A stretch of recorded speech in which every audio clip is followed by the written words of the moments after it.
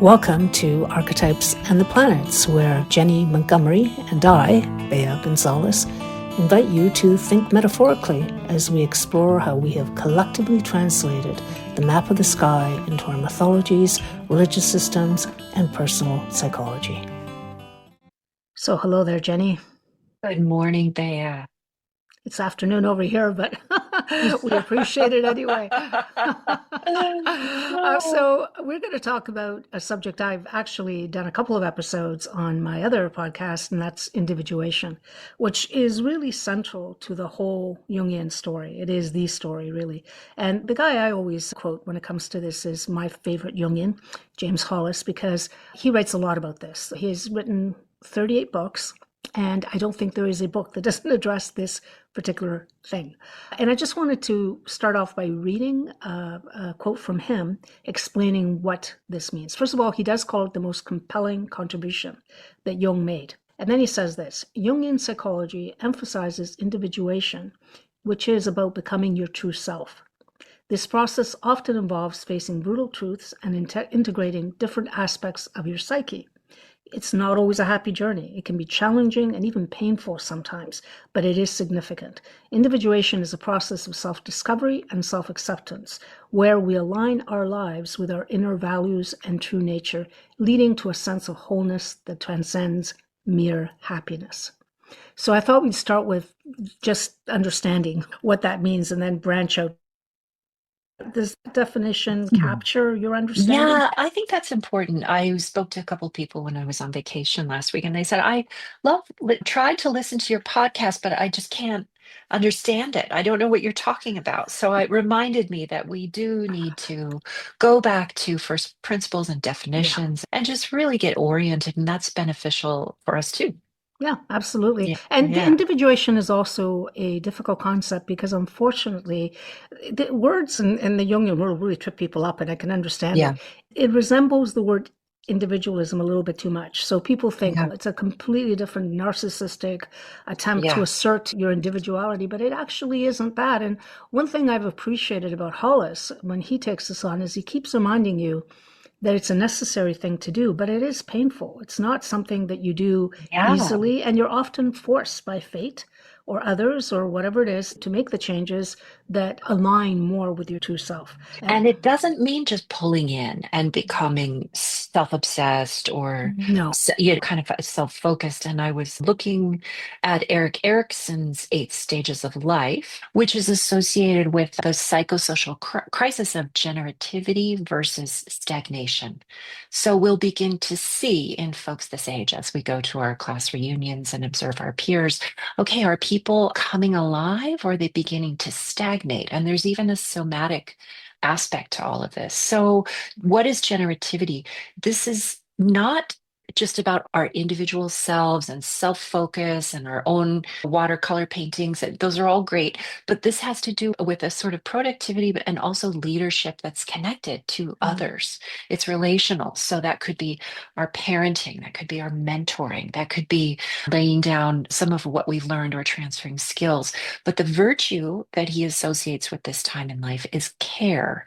Care being active concern, balancing self and other, helping to maintain our families, our communities, whatever that means for us, our ecosystems. So we just want to keep that in mind that even though the word individuation seems to intimate individualism, as you mentioned, it's something bigger. very Yeah, important. yeah, And yeah. again, the thing that I think trips people up.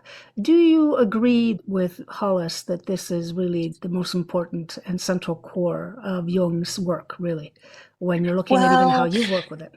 yeah, I think what it does is it brings together Jung's connection with the unconscious, with synchronicity. So the real question is if our task with individuation is to bring in elements of our unconscious selves Yeah. or how we're connected to the larger self or even the divine, where do we find the clues? There, Mm, we can get some journal exercises and ask mm, ourselves questions, but it's often going to be generated from the rational mind. So we have to go to Jung's unconscious, Jung's dream work, Jung's yes, synchronicity. always. So these are the places where we're going to be getting those taps on the Yeah. shoulder, those hints and points of guidance from the unconscious. What do you Right. think? You just brought the one thing that in my life, and we're all going to be different, maybe my Saturn in the 12th speaking here. For me, the dream work has been absolutely central. I don't think I would have done any of what I've done over the last years, decades, if I had not taken my dream work seriously.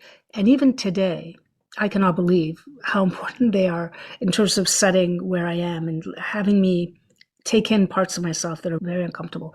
I think I've talked about this before. In writing this new novel, my dream life has just exploded.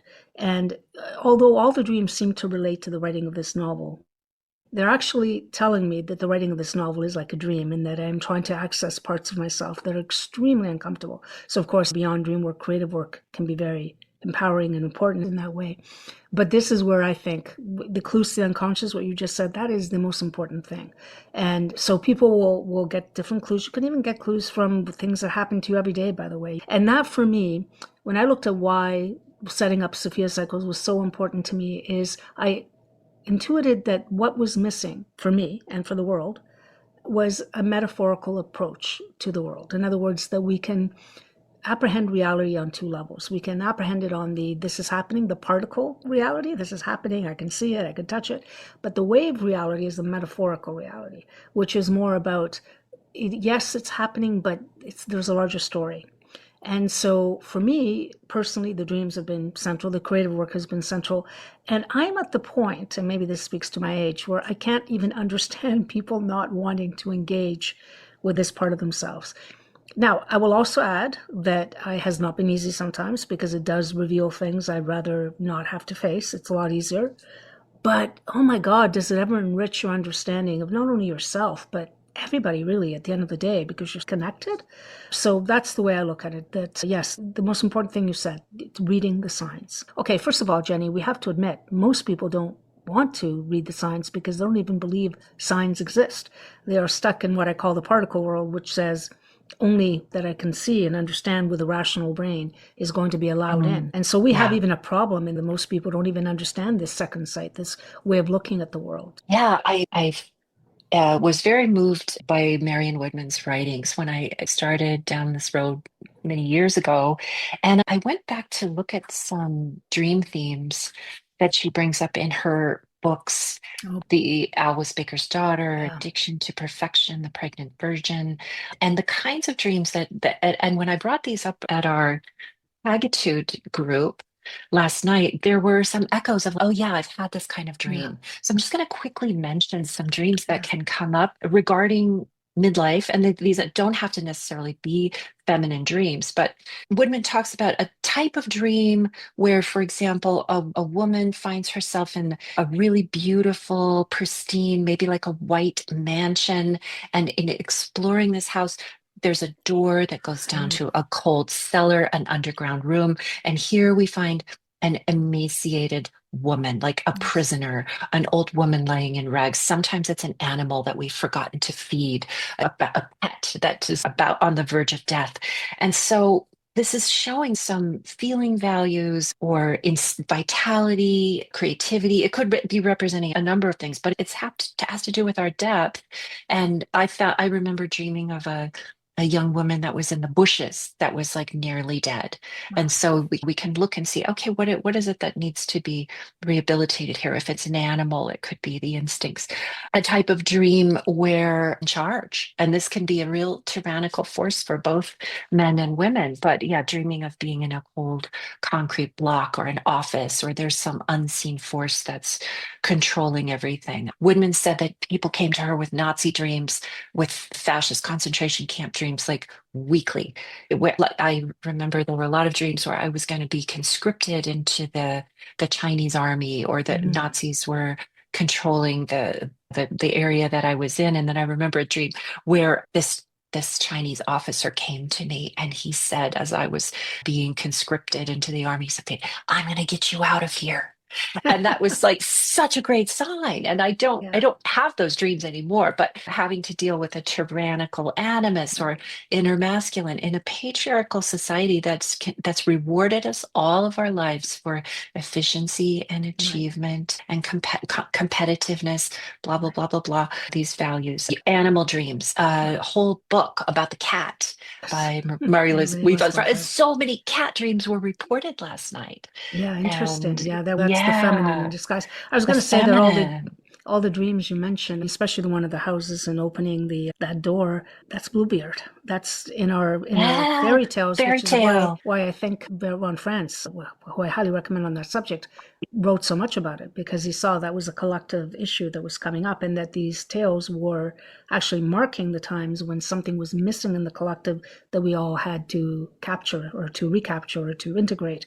And a lot of them were these feminine values of connection, of relationship. And those had gone missing in the culture. And that's where you see them in these tales. And so you would say that actually one great way to do dream work, now that you've mentioned Woodman's work, is to also read fairy tales and understand, because you're almost entering that world where then you understand that things are speaking on that level and that you can find those parts of yourself without feeling threatened, shall we say. Because Bluebeard, if you read it, it's a horrific tale, but then if you think, oh, these Yeah, are parts of myself yeah. that are caught up, my own masculine isn't functioning properly, so I have this lunatic going around killing off parts of the feminine, then you say, okay, but at the end, in the fairy tale, she's redeemed. By whom? The brothers. They're the parts of her Mm, masculine that are much less extreme.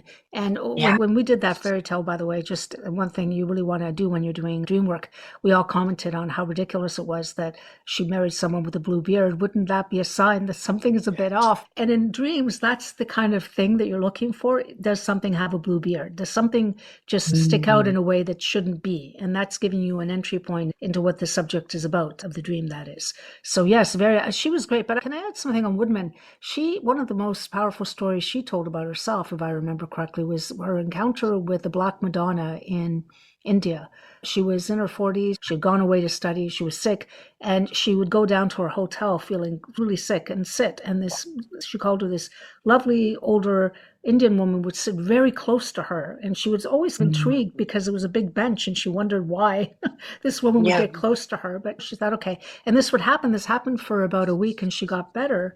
And this woman's husband, found Marion Woodman and said, oh, that was my wife, and she knew that you needed help, and that's why she sat Mhm. next to you. And she realized then, oh my God, that's the feminine coming at me, the nurturing quality that I lacked in myself. And it was just such a powerful story about how to look at the world instead of feeling threatened by somebody getting too close to you, to think, oh, somebody Yeah. is interpreting the world very differently.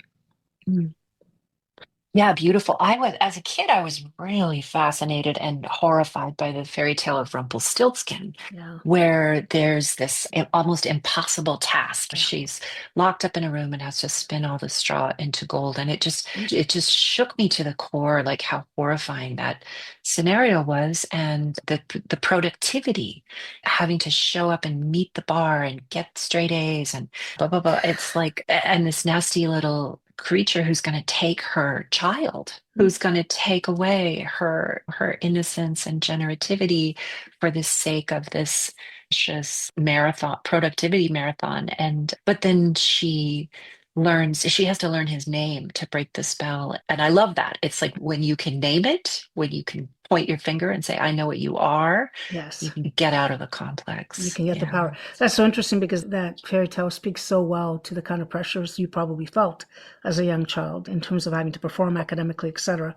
But it also speaks so loudly to what we're seeing in the culture as well. And this is where it's so incredible seeing those resonances. But yeah, this is why I think both of them in tandem are a great way to understand. And I would say one more thing, that it's interesting, that is that one thing I always ask myself is, why do individuals respond to certain stories?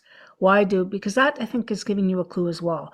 Yes, they're the stories everybody responds to. Everybody's talking about the Odyssey right now. Okay. But I'm talking about, how you meet people and they say, I just Yeah. really love this story. And you think, Mm.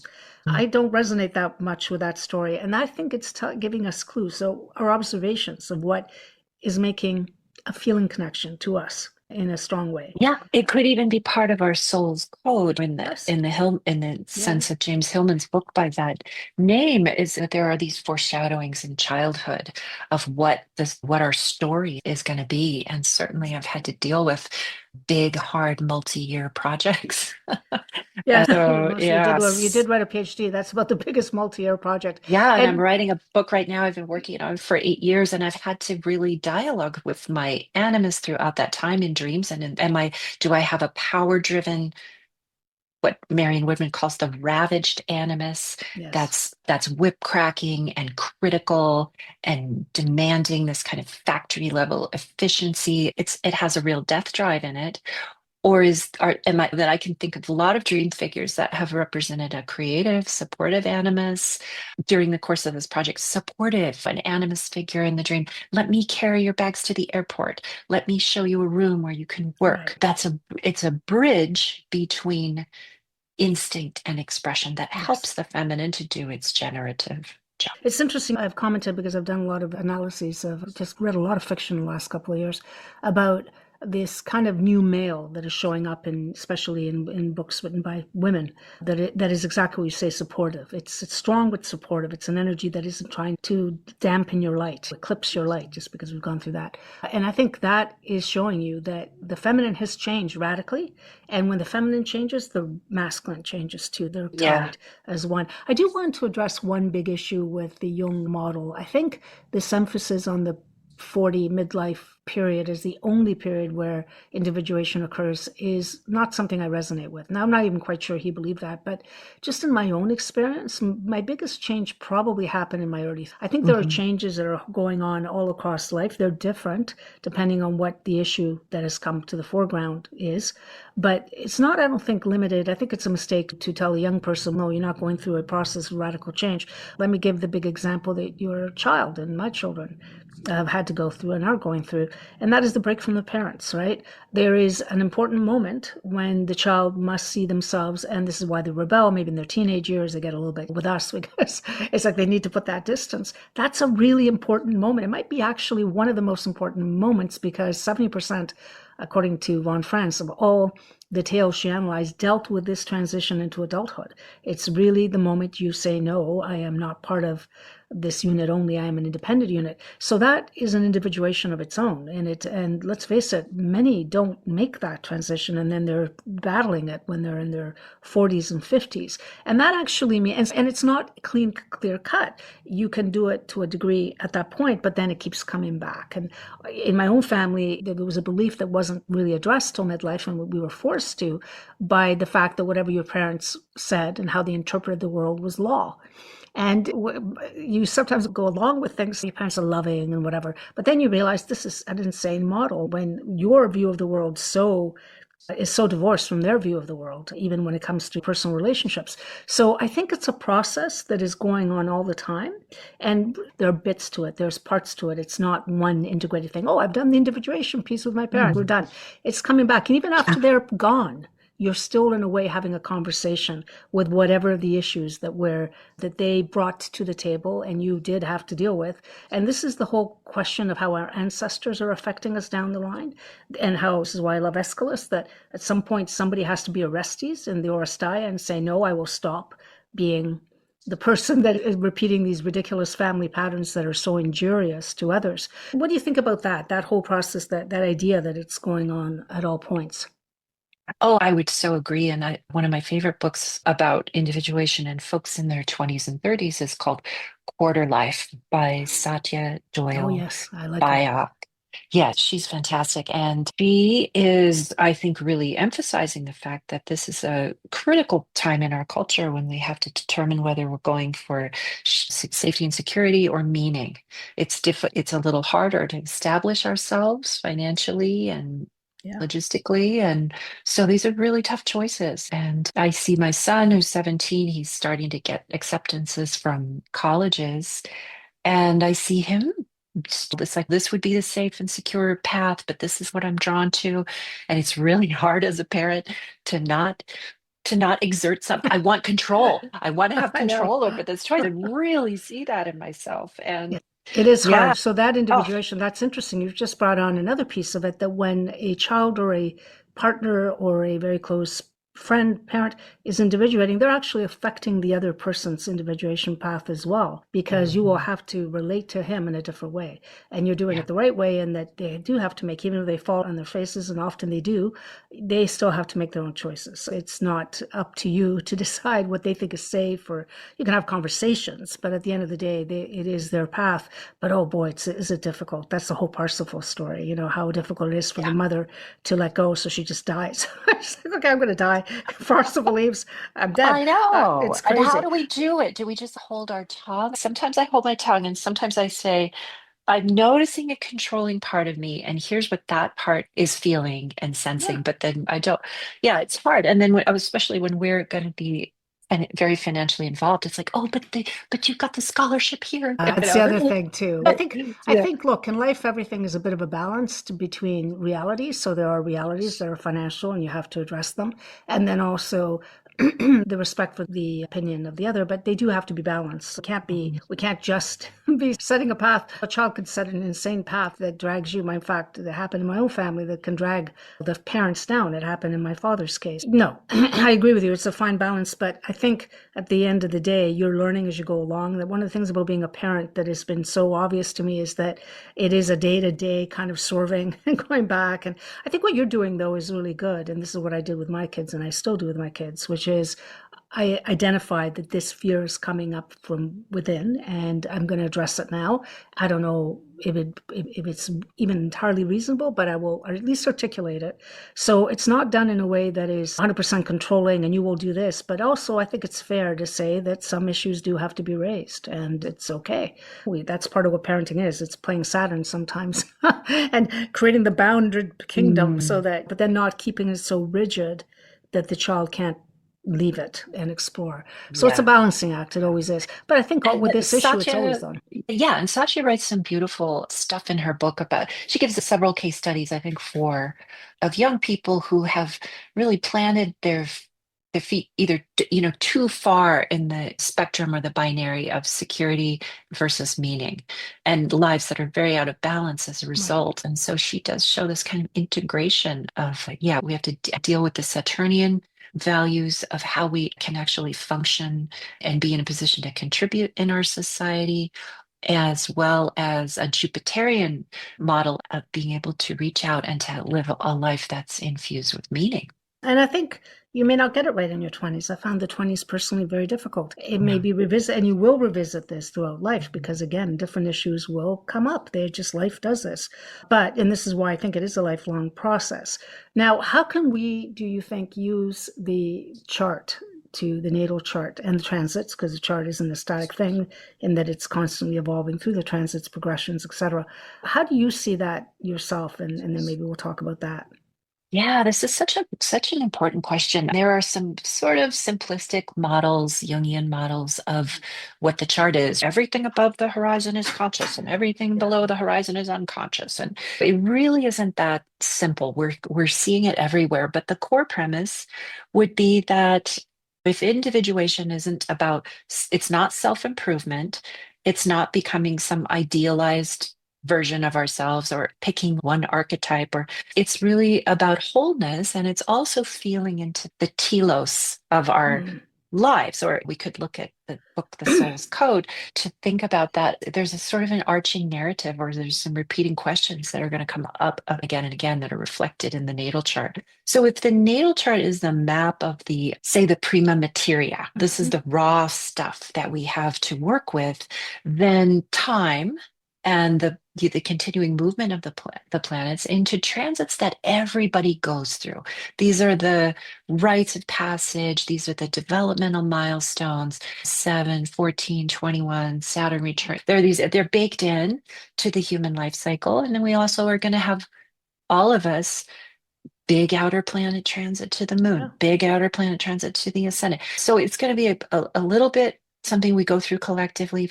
It's going to have an individual aspect to it. But I think a good question would be, where do we look at the nativity for that shadowy unconscious material that might be harder to integrate? Right. There are houses that are more and less illuminated. And if you don't know much about astrology, you can still think about the stuff that's rising up in the east when you're born and the stuff that's culminating there in the southern sky when you're born. Those are the 10th and the first houses. So the 10th is it's what's really visible about our public persona. And the first house is it's our user interface. It's our body, it's our persona, it's our business card, it's how people make sense of us. And then we have darker houses. We have not only the the 12th house is famously considered a place that is unseen or unconscious. It can connect with dreams or blind spots or self-undo things we don't know we're doing that are tripping us up, even other people projecting that onto other people that can cause trouble for us. The 8th house can be an area of taboo, family secrets, family shame, things that we trade away for social and psychological survival, where we can be bought. Yeah, because we tie our assets up. I'm owned by my mortgage. I'm owned Mhm. by my whatever. The 4th house, the roots, the ancestry, a deep private self, who we are when we operate in a home and family context, which our friends may never see and which we can become very unconscious of. So that's the yeah, the midheaven, everybody sees it. That's those are your career, your public contribution, even your legacy. The 4th house, I see very few people in your life are really going to know that. The ascendant, our rising sign area, it's a kind of psychological dress that we put on to negotiate with collective reality. So this is a place we have to really keep an eye on to be sure that it serves as a functional, intelligent boundary or membrane, but that it's not fake. And yeah, so people sometimes who have a Venus conjunct the ascendant, or sometimes a lot of stuff in the Libra first house. There's a little bit of a nicey nice, can't show anger, can't deal with conflict. Not always, but or we may have to work through that to get to what with the genuineness and the niceness. So the rising sign being the style of meeting the world. There's a oh my gosh, who wrote about it? Richard Rohr. I Richard love him. Rohr in the book The Naked Now, he talks about many levels of who we think we are. Like some people think that we are our persona, and some Mhm. people think we are our job, and other people think we are the moon and stars. And so it's, yeah, what level so individuation, it doesn't destroy the ascendant, but it makes it, let's turn it into a functional bridge while being aware that persona is persona. It's interesting for me, just reflecting on the people I know, the transits that we've gone through in my own life. I really look at the complex that we have, the complexes we have, as the drivers to our growth, because they're really Yeah. pointing, and that's what will show up in the unconscious, because that's where we're armored, right? This is where we put up the Mhm. fronts that often don't allow for vulnerability to happen. Yeah. And so I look at my own life and I have the Venus square Mars. And when I first had to encounter it in a big way was when Pluto hit that Venus and set off that Pluto Venus Mars. Yeah. It was tough. But looking back on that, I had a very unhealthy relationship to both those energies or Mm. energetic components. And here's what I think is key, though, because I've seen this in different charts and in different people's lives. It was at that time when that was set off, that I discovered Jung's work and I really went deeply into Jung's work. I started doing Sufi meditation. I did a lot of things that allowed me to look inside. I stopped projecting it. And in fact, at that time, even my dreams were revealing that it was an inside job and it wasn't due to the relationships I had or whatever I saw in the world. But here's the key. After that, it just happened in my chart that the Pluto moved on and then squared my ascendant. So it actually hit who I was. It just changed the reality of how I saw myself. And then how I saw myself, if that changes, then it changes your own view to the world. I felt there was some integration there because I'd done all that inner work. It was painful, but I did it. I have seen transits hit those types of complex planets and difficult relationships Yeah. to each other.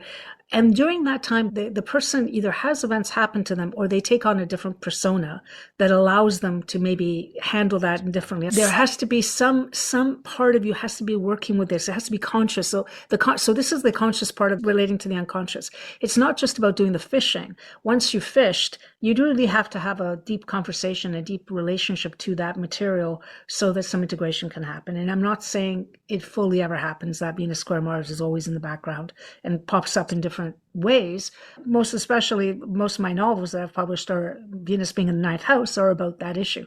But I do think there has to be that part of it. What do you make of what I just said? Does that make sense? Yeah, I think that, okay, so how does first of all, we should define a complex. So a Okay. complex is, it can be like almost like a pattern or like a software program that we Yeah. run in response to different archetypal powers, which can be Hmm. represented by the planets and to some extent the houses. But yeah, so say a person has a Saturn moon conjunction. Saturn can be connected with a certain coldness or a certain, that's its nature. So it can be a little bit cold and a little bit distancing, but sometimes reliable. So if that's conjunct someone's moon, okay, they may have a little mother complex around less emotional availability, or they may have stinginess in the family, they may have scarcity issue. Right. I don't want to say it's going to be one thing because you never know. They could No, have a fantastic mother. Yeah. and with that one, we want to add, and Mhm. this is really important, that the complex, as you say, it's an energy, an energetic quality that basically grates, that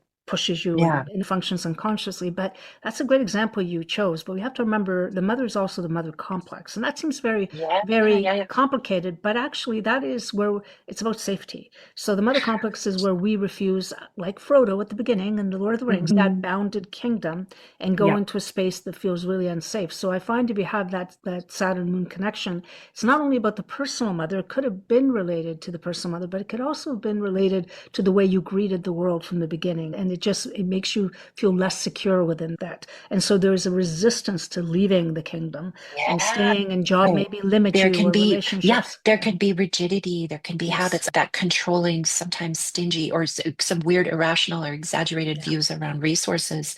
It can be the not wanting to betray the mother. It can be like Yes. there's some Yes. kind of bound. Anyway, so whatever it is that complex is, which can it often is very telling that the behavior around it when it's triggered can be a little exaggerated. People will say, "Oh, okay, that's a little off." So when we have outer planets that are triggering these things, and they could be a planetary aspect, they could be planet conjunct the angle, they could be tons and tons of planets in one element. You got everything in water and you got no earth. That can be a complex. Anyway, when this stuff gets hit by, and we have to pay attention to the sun. We'll come back to the sun, but Yes. say this is Prometheus, the awakener. It's the bolt of lightning. It's maybe you have to deal with the fact that you are secretly a big weirdo, even though you have Capricorn rising. You've got all this stuff hidden away in the 12th or 8th house. It's like, Yeah. so those aspects to the planets from Uranus will force us to face all the ways that we're not going to be cloned, or we can't get down with whatever the societal consensus is. If we have natal planets with Uranus, these are places where we can feel really alien or fractured, and then later on discover that there's actually a kind of genius in it. So both natally and by transit, the Uranus is going to force us to deal with the ways that there is friction around adapting to convention.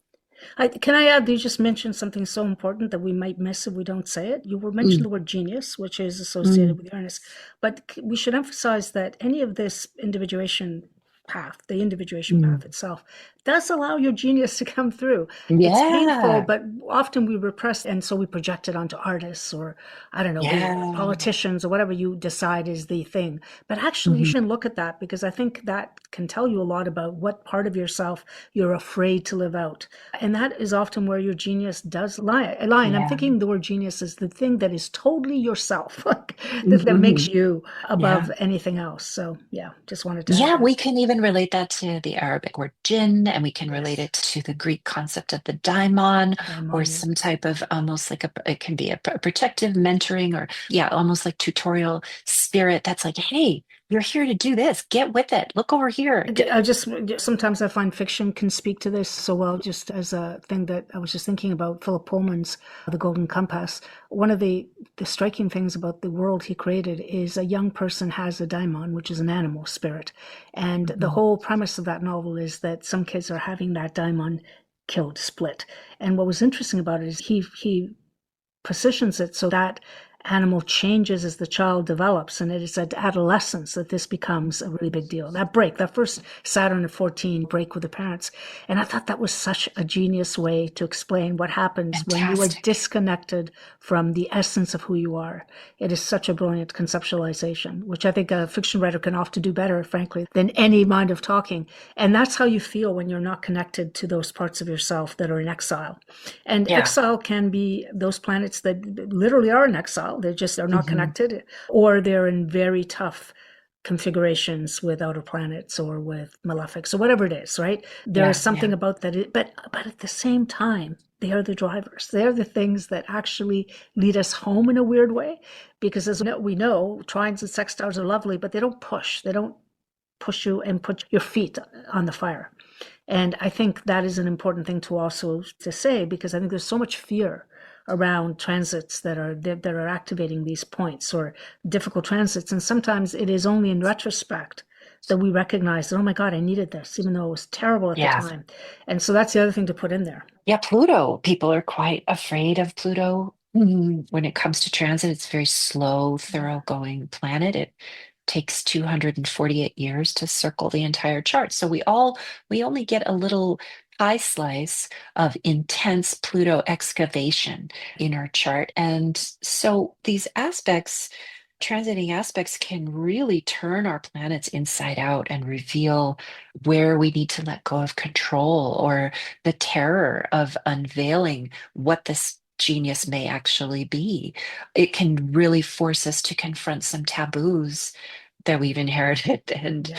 yeah, and it can just break down structures. So when Yeah. Pluto went over my Neptune moon opposition, and I left my home in the Pacific Northwest at a young age and went to New York City, and encountered a lot of Plutonian characters, and the Mm-hmm. AIDS crisis was beginning. And I was in this very, I would say, a fecund underworld of the East Mm-hmm. Village that was quite Plutonian, but it was the birth of so many important things. So Pluto can also force us to look at shadow stuff, Yeah. and yeah, to look at what does that actually mean? Where are we rageful? Where are we competitive? Where are we trying to get control and power? Where do we feel deeply vulnerable? Where do we have some really primal instinct or desire that feels much bigger than us? So dreams during a Pluto situation can be encounters with crazy, like natural, primal, or weather forces, or big animals that are Right. absolutely beyond our control. It can be large trucks or earth moving equipment. It can be people who appear dark or Yes. frightening Or that we don't rapists, have. let's face it. I mean, Yeah, think about the rapists were Pluto archetype, invasive, Hades, something right? Yeah. invasive, the Yeah. threat of death. A young person I know recently had a dream that a friend was appearing in the guise of a demon trying to kill them on live television. Wow. And it's very much, I think, about, oh, okay, you're coming up on a big transition, moving to a new place, going to do a new thing. Right. Childhood is dying. The Yeah. childhood persona is got to go. So, yeah, that can be the flavor of Pluto. Neptune can feel like a fog has Mhm. rolled in, and we can't get our bearings. Our compass doesn't work. Or My Neptune conjunct the sun was exactly when that whole academia thing was dying, and I had no idea. I was like, I yeah. could not center myself to save my life. It is such an overwhelming, but I will also add that's the first novel I ever wrote was under that same Neptune transit. A very bad one that I threw out, but the point was I was Yeah, exercising what I really wanted to do at that right. time. So, but it is a very foggy, Yeah, yeah. nebulous, and Yeah, giant. image driven world that connects so much to dreams. It can be fruitfully worked with in intentional psychedelic encounters. It's sometimes puts us into some type of a somatic crisis, and then a healing and rebuilding. It can feel like going under or going Right. into a vortex underwater. Can, Yeah, can I I have tell you had the weirdest thing of Neptune? That was just with the moon because you said about somatic. I literally mm, developed an eye infection that nobody could figure out during that whole period, and it was the mm, strangest thing. I was wearing contacts. I stopped wearing contacts, but the weird thing is that they couldn't really figure out how to solve this in any way. And that was during the whole time that Neptune was on the sun. And then I read somewhere that it was in the left eye, and that for women the left eye is governed by the sun, and the right eye by the moon. It's reversed for men. And I thought, okay, you can't get a more exact. Sorry for interrupting. I just had to note that because oh, it was so weird. yeah. Yeah, so Neptune, Sun, Neptune, midheaven, lots and lots of examples of people being like, I just don't think this is my career. I don't want to do this. I'm actually going to go and do this other thing that I've always dreamed of. And yeah, and it can operate not the bolt of lightning with Uranus. Uranus transits can come, they can show themselves early or right on time. Yeah. Neptune is more like the action of water on a stone. It's a very slow incremental thing. So when Yeah. Neptune ends a relationship, it's often very slowly and gradually.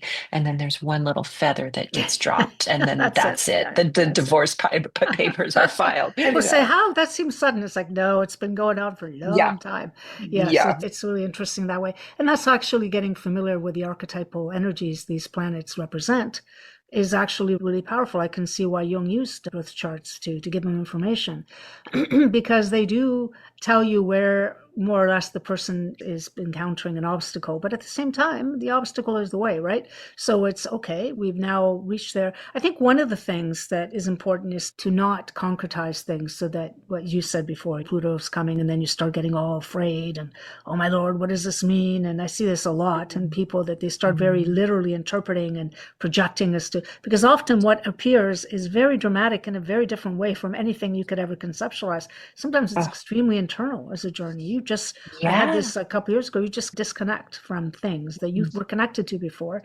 And had I not known what that meant, I would have panicked a bit. But I thought, oh, this is a Mhm. process. I need to not do group work for a year. I need to sit back and figure out what this is.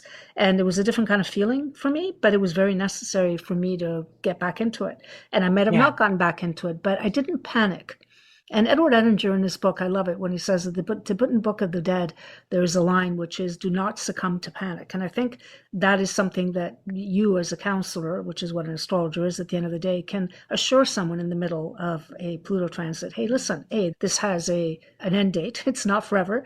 And B, there is something maybe that needs to be heard at a time when maybe you haven't been listening to it. So it's a way of reframing. That doesn't mean that things don't happen that are bad. Let's not be Pollyannish about it. But I do think with good guidance, you can say, okay, I'll wait. I'll do the day by day thing and see what this is, which you don't know in the middle of one of those transits. You just don't know. You have to give yourself time. Now, you may be able to see on the calendar that this technically ends, April Yeah. 28th of next year, but you still have to walk that path. And Yeah. I want to talk just a second about the timeline, which is the developmental timeline that we all share. So the planetary cycles it's built into our human lifespan that there is a sort of initiatic timeline that will stress test our authenticity at different Mm-hmm. points, and we will experience breakdown if our daimon is not happy with with us making the most of what we've been given. So we've got the age 7, age 14. Those are Yes. pretty important, but we're still building things up. 28 to Yes. 30, the first Saturn return is a Right. huge reality check of trying to figure out what our structural responsibilities actually are and which ones are appropriate to us, and whether we've given too much away to the struggle, which gets even harder and harder to establish ourselves in the social world. From 36 to 44, classic individuation crisis time. There's a little gauntlet of midlife stuff: Pluto square Pluto, Neptune square Neptune, Uranus opposition, Saturn opposition. So these will all test our structural integrity, figure out what we're carrying that's dead and alive. How are we disillusioned? Sometimes sudden stuff with the Uranus opposition that's totally out of left field, but right on point. Then we have the Chiron return around 50, maybe changing our orientation to a wound that we have to understand it as medicine. I love the way that my native friends use the term medicine. That person has a lot of medicine, or your Mm. medicine is this or that. And I think we can think about that because it often is connected with whether it's something that's acquired or developed or trained in crisis. Second Saturn return, 58 to 60, really considering our legacy and our authority, and people will hopefully begin to come to us and try to draw from it at that time. So all of these, I just want to say, require us Yeah. to be grown-ups. Mm. And I think it was Robert Bly who wrote that book, The Sibling Society, Society, or yes. Yes. yeah, and have we become a nation of people who behave in infantile and adolescent ways? Well, and refuse to grow up. So that's very much implied in the yeah. individuation journey. We have to be adults. Yeah. And we're not really supported by a culture that doesn't value adulthood very well. It's not Mhm. feasible economically to sell things to adults. You sell, wise elders don't really need the next gadget that is going to be released by whatever company. Or the So, butt lift or the boob yeah, job. no, all of Yeah. that is just seems so, I don't know how you feel, but it saddens me that we have not supported elderhood in the way that maybe other cultures do. And so Mhm. you've got a bunch of people that are living first half values at 65, which don't really work that because your body is your body. You can do whatever the heck you want to it. It's still going to remind you that you're no longer where you were. But that is actually where the chart is always interacting with the society you're part of. And the real true individuation process is a big one is to separate yourself from the values of the society that are damaging to you. And that's difficult because that society are all the individuals you interact with and value certain things like beauty or wealth. But that is the ultimate hero, is the one who's able to, as Joseph Campbell said, make his own path in the forest and not follow anybody else's. But you're going to pay a price. And I think the Mhm. reason I always go back to Hollis is because he reminds you this isn't for the weak.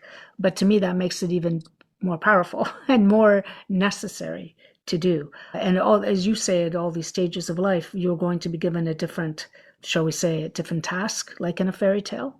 Yeah. And they will keep coming up. And I think, and I'm going to just quote because I sent you this quote from Alice Howell, who I loved. I actually Mm. had a great interaction with her by email for years ago. She was so generous. I always remember her. She's a Jungian slash astrologer who wrote several really good books. And the way she defined the individuation process as it pertains to the chart is this.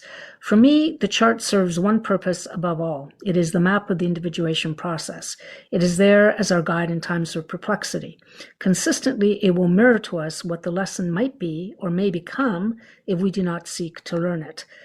It will mirror our gifts and show where and how we might free them, and it can describe our inner subpersonalities and how their squabbles might be resolved, or how our self-doubts, anxieties, and sufferings might be transformed through seeing them as alchemical processes, something transmuting pain into purpose or grief into wisdom. And that's from her book, The Heavens Declare, which I really love. Oh, And I think beautiful. that says it all. She's basically putting all of the things from the gifts to the, yeah, it's difficult, but on the other side, there is a you that you can relate to in a much bigger way. I will say that the danger that Jung identified is that the people that you're relating to may have to change. You may lose friends, happens, may lose relationships. Because if you brought up the example of the person with Venus on the ascendant who's always people pleasing, if you stop doing that, people feel cheated. It's like, wait, you used to do that, right? And Mhm. that's where you really need super heroism to say, yeah, no, but that's not me. That's not the whole of me. I thought maybe, I don't know what you think about this, Jenny, but maybe we could do a follow up on the sun exclusively, since the sun is the totality of the universe, really, 99 point We something. did. Yeah, I have so much I wanted to Exactly. So say why don't about we the do a part sun. two? Because Yeah. this is really, I think it's helpful. And I think even just talking to you, I learned a lot more, was able to actually put things together that might have not been there before. So why don't we do a follow up with the sun next time and just I think talk that would be specifically about good. that? Yeah, because I think that it can be, there's a lot of discernment that comes up in this process, which, by the way, is not a hero's journey. It's not a Yeah. linear ascent. It's oftentimes a descent into the body and somatic stuff and addictions. And it can be a really thonic Right. process. But with the sun, yeah, how do we differentiate between a true calling and an ego ambition? That's That's a really important question. really important. I would say that the hero's journey always includes a descent into the underworld.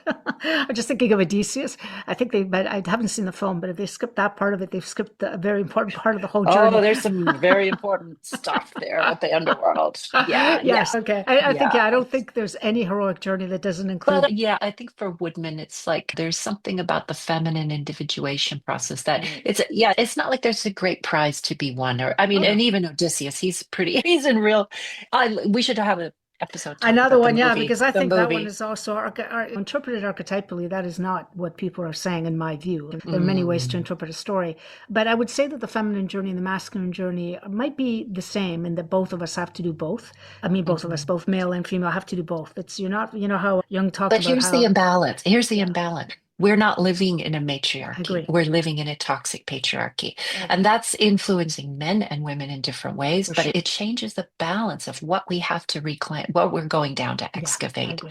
and Yeah. reclaim. For sure. That is really the big thing we have to address, that the patriarchy is a system of power based on masculine values, which are right now highly corrupt. This is the way it is. And so if we don't change that, but that's a huge undertaking. So within us, the personal journey is to not be trapped by that model, which is easy to say, but at certain parts of our lives when we have to feed children and work in the world, it's not so easy. You sometimes have to give in to the structures that, but even within that, I think the feminine knows how to accept certain things and yet remain totally whole, not perfect, but whole. And I think that's where those two journeys are. But I think both have to be taken on in one way or another. The man who doesn't face their own feminine is an incomplete person. Not even perfect, it's incomplete, which is the opposite of what the individuation journey promises. But yeah, let's take on the sun next time. And anytime, I still have to watch the film, but anytime, because I've been just watching the polemical stuff that's emerged with this translation, and then the translator hates it, and then people get upset, and it's, oh my God, so many things. But there's so many things I could always talk to you about. So we have to end it at some point. So we'll go back Yeah. next time with the sun and possibly cycles, which is something eventually I want to talk to you as well. Anyway, thank you so much again, Jenny, for this conversation. Thanks, Bea. This was great. Thanks for listening. If you would like to support our podcast and you like what you're hearing, please go over to any of the places where you download it and leave a review. That helps other people find us. To find us personally, you can find me at sophiacycles.com, and you can find Jenny Montgomery at jenny-montgomery.com. Links are all in the show notes. Until next time.